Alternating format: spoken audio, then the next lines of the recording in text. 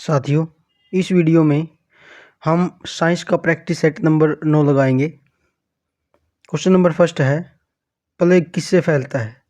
जीवाणु, प्रोटोजोआ, विषाणु, उपयुक्त सभी। तो इसका जो करेक्ट आंसर आएगा वो आएगा ए, जीवाणु। भाई जो प्लेग बीमारी है ये बैक्टीरिया के कारण होने वाली बीमारी है। क्वेश्चन नंबर सेकंड है, रेबीज क्या है? कृमि जनित रोग, विषाणु जनित रोग, जीवाणु जनित रोग या प्रोटोजोआ जनित रोग। तो जो रेबीज है साथियों, ये वायरस के कारण होने वाली बीमारी है। ठीक है जी। और रेबीज में जो व्यक्ति विशेष है उसको लार पड़ती है और पानी से डर लगता है। तो इसका जो करेक्ट आंसर होगा वो होगा बी, विषाणु जनित रोग है भाई एक। क्वेश्चन नंबर अगला है, बीसीजी का टीका कितनी उम्र में लगाया जाता है? सबसे पहले साथियों अपने को पता होना चाहिए बीसीजी की फुल फॉर्म क्या होती है। इसकी फुल फॉर्म होती है बैसिलस कैलामीटर ग्रीन। 2-3 वर्ष के भीतर, 10 वर्ष में नवजात या 15 दिन के भीतर। तो जो साथियों नवजात शिशु होता है, जो न्यू बोर्न बेबी है, उसको बीसीजी का टीका लगाया जाता है भाई। तो इसका करेक्ट आंसर होगा सी, नवजात। ठीक है जी। अगला क्वेश्चन है, निम्नलिखित में से कौन सा रोग वायरस के कारण नहीं होता है, यानी विषाणु के कारण नहीं होता है? पोलियो, चेचक, इन्फ्लुएंजा, टाइफाइड। तो जो इसका करेक्ट आंसर होगा टाइफाइड, डी। यानी जो टाइफाइड है ये बैक्टीरिया के कारण होने वाली बीमारी है।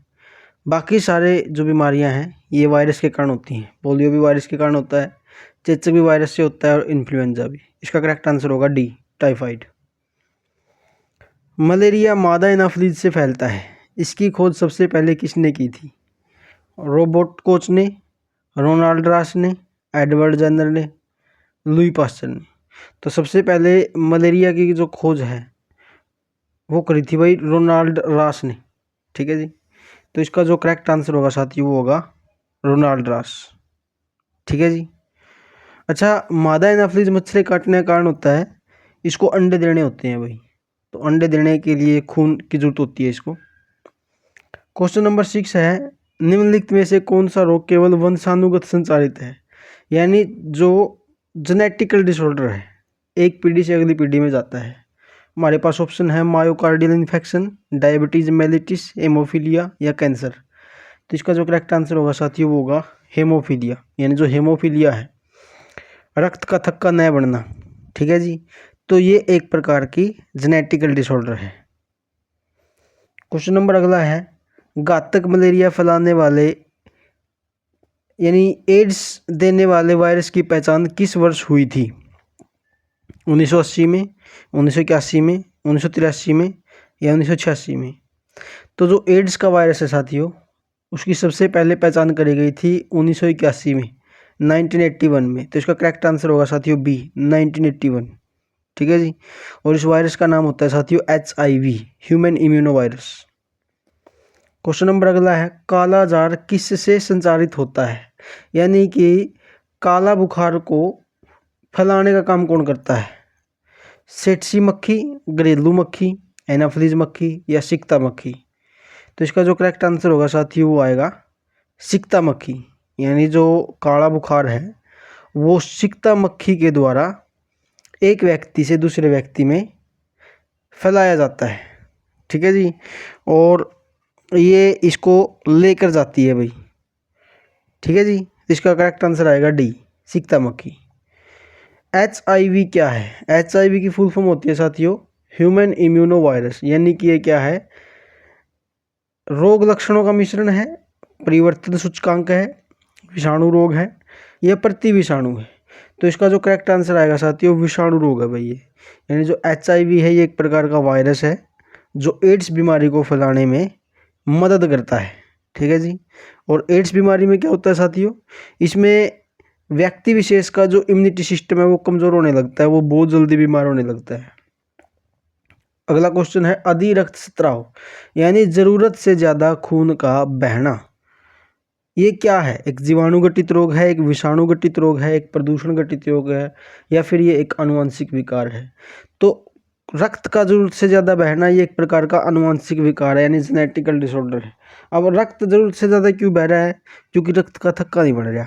ठीक है जी, तो यानी कि हेमोफीलिया, इस बीमारी को हम इंग्लिश में क्या कहते हैं साथियों? हेमोफीलिया। तो ये एक प्रकार की आनुवंशिक बीमारी है। पीलिया रोग किसे प्रभावित करता है? यानी जो जॉन्डिस है वो हमारे शरीर के किस अंग को प्रभावित करने का काम करता है? हृदय, यकृत, प्लीहा, पित्ताशय।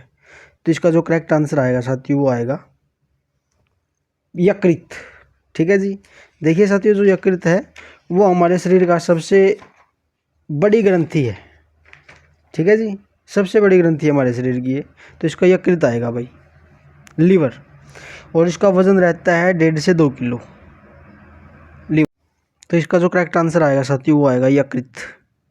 ठीक है जी, मेलानिन एक प्राकृतिक वर्णक है जो मानव त्वचा, बाल और परितारिका को रंग प्रदान करने का काम करता है। अच्छा, जो मेलानिन है हमारी किससे सुरक्षा करता है? ऑप्शन है पराबैंगनी किरणों से, अवरक्त किरणों से, एक्स किरणों से, लघु तरंग रेडियो विकिरण से। तो इसका जो करेक्ट आंसर आएगा साथियों वो आएगा पराबैंगनी विकिरण से। ठीक है जी, यानी कि मेलानिन क्या है जी? ये हमारी स्किन में पाया जाता है और सूर्य की पराबैंगनी किरणों से हमारी सुरक्षा करता है। दो युग्मकों के मिलने से एक कोशिकीय संरचना का निर्माण होता है, उसे क्या कहते हैं? युग्मक होते हैं साथियों, जैसे एक मेल युग्मक होता है, एक फीमेल युग्मक होता है, और दोनों मिलकर जिस संरचना का निर्माण करते हैं उसको क्या कहते हैं? ऑप्शन हमारे पास ब्लास्टुला, गैस्ट्रेला, जाइगोट या फिटस। तो इसका करेक्ट आंसर आएगा साथियों जाइगोट। यानी कि नर युग्मक यानी कि शुक्राणु और मादा युग्मक यानी कि अंडाणु दोनों मिलकर दोनों का फ्यूजन होगा और फ्यूजन होकर ये जाइगोट बनाएंगे भाई। ठीक है जी, क्वेश्चन नंबर 14वां है, हार्मोन का उदाहरण है ऑक्सीटोसिन, रेनिन, पेपरिन, साइटोसिन। तो इसका जो करेक्ट आंसर आएगा साथियों, यानी कि ऑक्सीटोसिन जो है ये एक प्रकार का हार्मोन है और इसका काम क्या है साथियों? ये एक तो प्रसव में मदद करता है भाई, और दूसरा ये दूध के स्त्राव में मदद करता है। प्रसव होता है साथियों डिलीवरी ऑफ बेबी, ठीक है जी, और दूध के स्त्राव में ये मदद करेगा। बाकी जो रेनिन, पेपरिन और साइटोसिन है ये सारे के सारे एंजाइम हैं, ये हार्मोन नहीं है। क्वेश्चन नंबर 15 है, मस्तिष्क किस चीज़ के लिए जिम्मेदार है? सोचने के लिए, हृदय गति को नियंत्रण करने के लिए, शरीर के संतुलन के लिए, या तीनों के लिए? तो इसका जो करेक्ट आंसर आएगा साथियों वो आएगा उपयुक्त तीनों के लिए। यानी कि मस्तिष्क सोचने का काम भी करता है, हमारी हार्ट बीट को कंट्रोल करने का काम भी करता है, बॉडी के बैलेंस को भी बना के रखता है। ठीक है जी, क्योंकि जो ब्रेन है ये हमारे शरीर का सबसे मुख्य अंग है, ये हमारी पूरी बॉडी को कंट्रोल करने का काम करता है। हमारे शरीर में मस्तिष्क का कौन सा भाग संवेगात्मक क्रियाओं को नियंत्रित करने का काम करता है? ऑप्शन हमारे पास हाइपोथैलेमस, तनिका, थैलेमस या परमस्तिष्क। तो इसका करेक्ट आंसर आएगा साथियों हाइपोथैलेमस। यानी कि हाइपोथैलेमस एक ग्रंथि है जो हमारे ब्रेन के बेस पर पाई जाती है। इसका काम होता है साथियों इमोशनल एक्शन को कंट्रोल करना, हमारे जो इमोशंस हैं उनको कंट्रोल करता है ये। क्वेश्चन नंबर 17 है, श्वसन का नियंत्रण मस्तिष्क के किस भाग से किया जाता है? यानी कि बर्थ रेट को कंट्रोल करने का काम कौन करता है? ये रेस्पिरेटरी रेट को कंट्रोल करने का काम कौन करता है? ऑप्शन है अधुश्चेतक, ग्रैंडपाली, अनुमस्तिष्क या मेडुला ओब्लंगेटा। तो इसका करेक्ट आंसर आएगा साथियों मेडुला ओब्लंगेटा। यानी जो मेडुला ओब्लंगेटा है ये हमारे ब्रेन का एक पार्ट है। ठीक है जी, और ये हमारे रेस्पिरेशन को कंट्रोल करता है। अगला ऑप्शन है, निम्नलिखित में से किस एक की उत्पत्ति यकृत का कार्य है? लाइपेज, यूरिया, श्लेष्मा या फिर हाइड्रोलिक अम्ल। तो इसका करेक्ट आंसर आएगा साथियों यूरिया। ठीक है जी, भाई जो यकृत है वो हर रोज 25 से 30 mg यूरिया बनाता है। ठीक है जी, तो यकृत का काम होता है साथियों यूरिया बनाना। अगला क्वेश्चन है, मानव मस्तिष्क के निम्नलिखित भागों में से कौन सा एक निगरण और उल्टी का नियमन केंद्र है? निगरण का मतलब होता है साथियों असहजता को अनुभव करना, अनकंफर्टेबल होना और उल्टी आना, तो उनका केंद्र है अनुमस्तिष्क, परमस्तिष्क, मेडुला ओब्लंगेटा या पोन्स। तो इसका करेक्ट आंसर आएगा साथियों मेडुला ओब्लंगेटा। ठीक है जी, सी इसका करेक्ट आंसर आएगा भाई। क्वेश्चन नंबर अगला है, शरीर में हेमोग्लोबिन का क्या कार्य है? यानी जो हेमोग्लोबिन है ये ऑक्सीजन का परिवहन करता है, जीवाणुओं को नष्ट करता है, रक्त लापता को रोकना या लोहे का उपयोग करना। तो इसका करेक्ट आंसर आएगा साथियों ऑक्सीजन का परिवहन। यानी हेमोग्लोबिन का काम होता है साथियों ऑक्सीजन की सप्लाई करना, पूरी बॉडी में अलग अलग कोशिकाओं तक ऑक्सीजन को पहुंचाना और CO2 को लेकर आना। ठीक है जी, ये हेमोग्लोबिन का काम होता है भाई। तो इसका आएगा ए।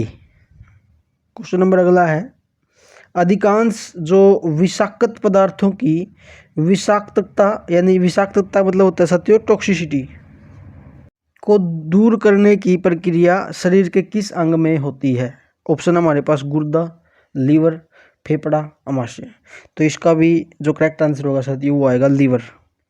यानी कि ज़्यादातर जो टॉक्सिसिटी है, ठीक है जी, उसको यूरिया के रूप में वो बनाता है और इस प्रकार से खून में ऐड करते हैं।